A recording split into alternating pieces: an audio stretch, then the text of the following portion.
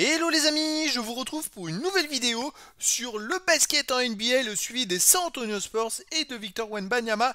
Et cette nuit, les San Antonio Spurs ont remporté leur deuxième match, 120-116 à New Orleans. Pélican, un match qui s'est joué après prolongation, ça a été hyper serré et les Spurs ont quand même réussi à l'emporter. Alors Victor, il a fait 29 points, 11 rebonds, 2 passes, 9 contre, une interception, il a raté le triple-double pour un contre. Il n'y a pas manqué grand chose, mais voilà, c'est une nouvelle victoire des Spurs et c'est ce qui compte. Alors dans cette vidéo, on va revenir sur les stats en détail de cette rencontre pour comprendre un petit peu ce qui s'est passé. On enchaînera par les stats de Wemby en détail sur cette rencontre et je dirais, ses meilleurs perfs en saison régulière. On verra ses moyennes de points, moyenne générale de stats en saison régulière. Après, dans l'histoire de la NBA, dans l'histoire des Français en NBA, j'ai pas encore mis à jour, mais j'ai mis à jour dans l'histoire des San Antonio Spurs. Et on terminera la vidéo par un aperçu de la prochaine rencontre. Alors restez bien jusque là, parce que la prochaine rencontre, on va pouvoir la voir à heure française.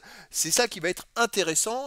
Vraiment, en tout cas, un début de saison énorme des Spurs qui ont déjà joué 2 fois à l'extérieur et qui commencent par 2 victoires. Alors, les statistiques, au premier quart-temps, les Spurs menaient 30-27. Deuxième quart-temps gagné par New Orleans 31-27. Donc plus 1 à la mi-temps pour New Orleans.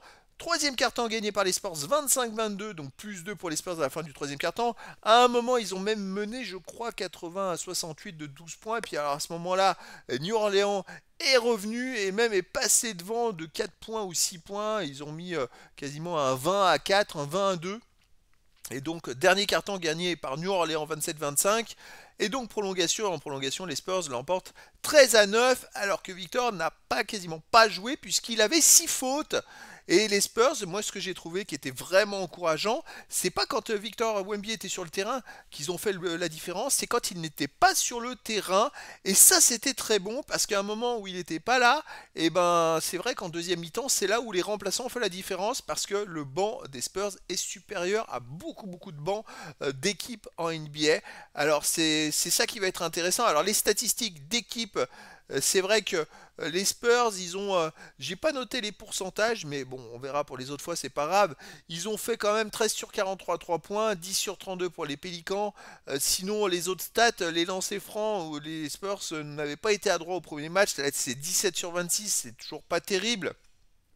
Alors que New Orleans, c'est 22 sur 29. Après les rebonds, 59 à 45 pour les Spurs, plus 14. Les passes décisives, bon, c'est à peu près la même chose. Les contres, 13 à 3 pour les Spurs avec 9 comptes de victoire. Là, c'est une grosse domination. Ça fait quand même 10 faits. Il a fait rater 9 tirs à lui tout seul. C'est quand même exceptionnel. Les ballons perdus plus pour les Spurs, 19 à 15. Bon, les fautes plus pour les Spurs, mais c'est les Spurs qui ont fini premier au final, qui ont gagné le match. Alors, les statistiques individuelles. Bon, on va voir déjà Devin Vassell, 8 sur 19 au tir, mais 6 sur 14 à 3 points. Il met 23 points, c'est pas mal, hein.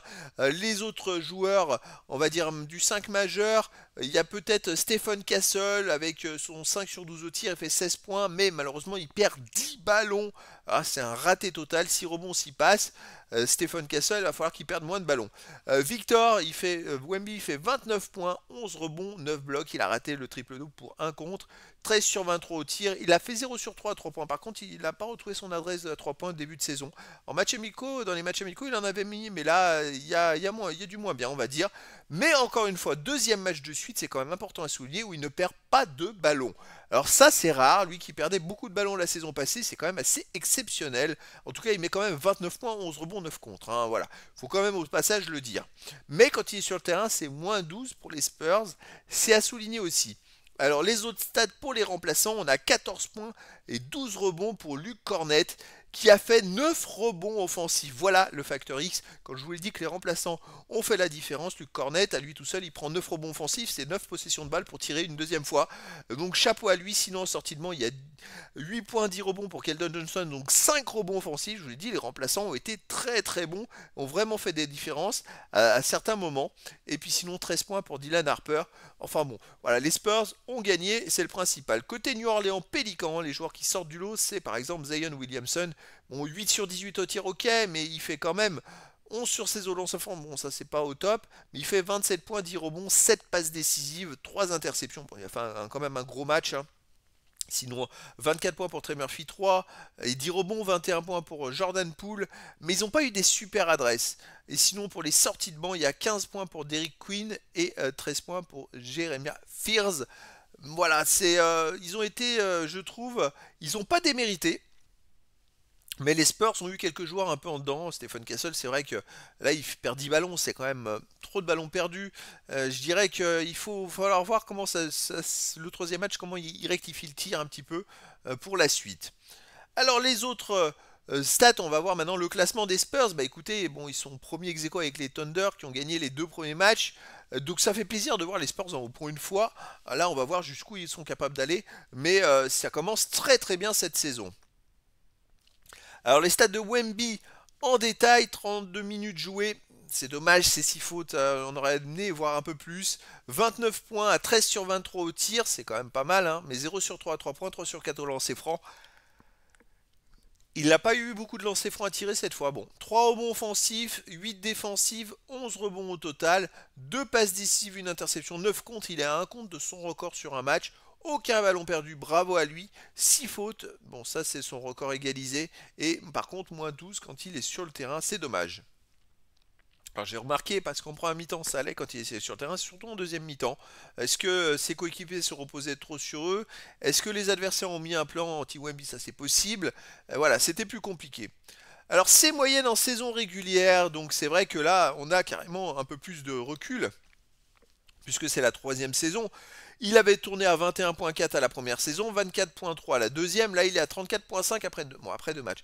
C'est pour ça le début, c'est vrai que les autres saisons j'entamais les stats après 8-10 journées, parce que 8-10 matchs, parce que c'était un peu plus parlant, des moyennes qui étaient un peu plus judicieuses. Là il suffit qu'il rate un match et qu'il mette que 5 points, ça va lui faire des moyennes basses, après on ne pourra pas comparer vraiment quoi. Mais en tout cas, il démarre très fort, si ce n'est quand même une baisse au niveau des passes décisives, au niveau des interceptions.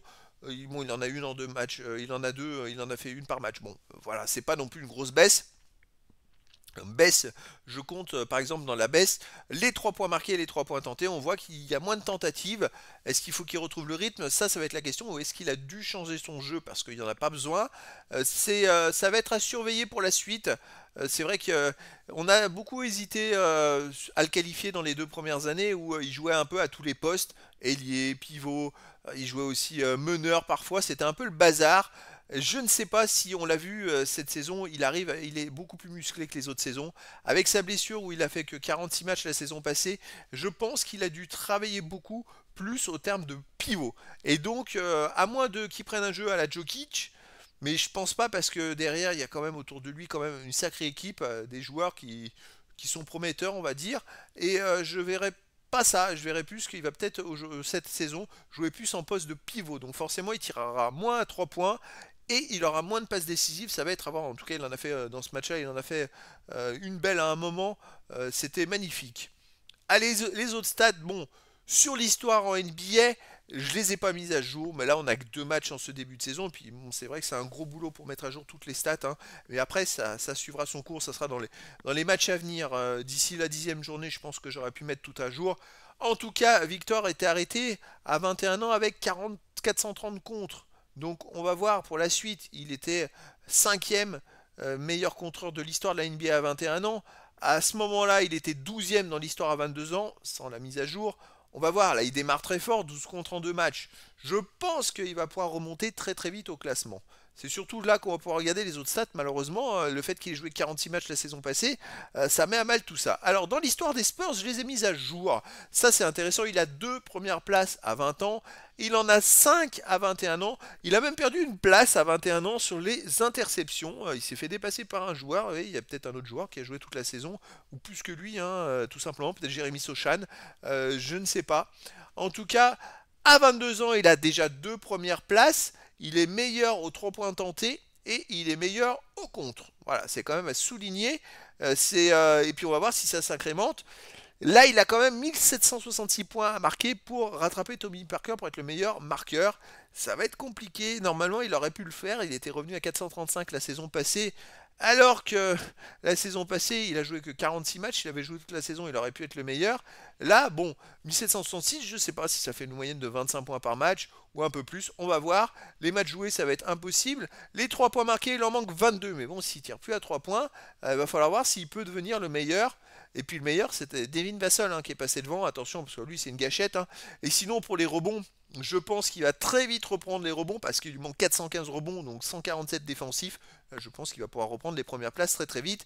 Il faudra que je décale les stats et faire autrement pour ajouter les 23 ans maintenant. Ça va être sympa à suivre.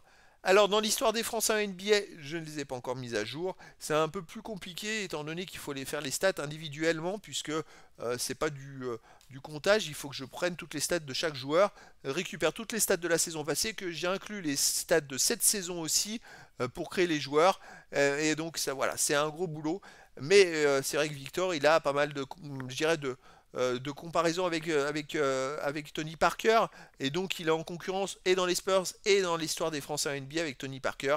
Voilà, après ça va être à suivre aussi parce qu'il y a pas mal de jeunes Français qui arrivent en NBA, comme Zachary Rizaché. Est-ce qu'ils vont pas le concurrencer en sachant qu'il y en a certains qui arrivent à 18-19 ans et qui auront un an ou 2 ans de plus de NBA que Victor au même âge plus tard. Donc voilà, attention, ça peut amener une certaine concurrence, même si Wemby il est quand même dans le top des stats, il fait des gros cartons. Alors, la prochaine rencontre des Spurs, c'est ce que je vous ai annoncé, ce sera demain, le 26 octobre. Alors, heure française, ce sera à 19h, parce que ce sera 7h PM, donc 19h heure française, les amis. Alors je pense que ça sera sûrement sur Bein Sport, à vérifier, mais il y a des chances. Et les Spurs vont recevoir les Brooklyn Nets qui ont commencé par 2 défaites, les Spurs 2 victoires. C'est pas mal franchement.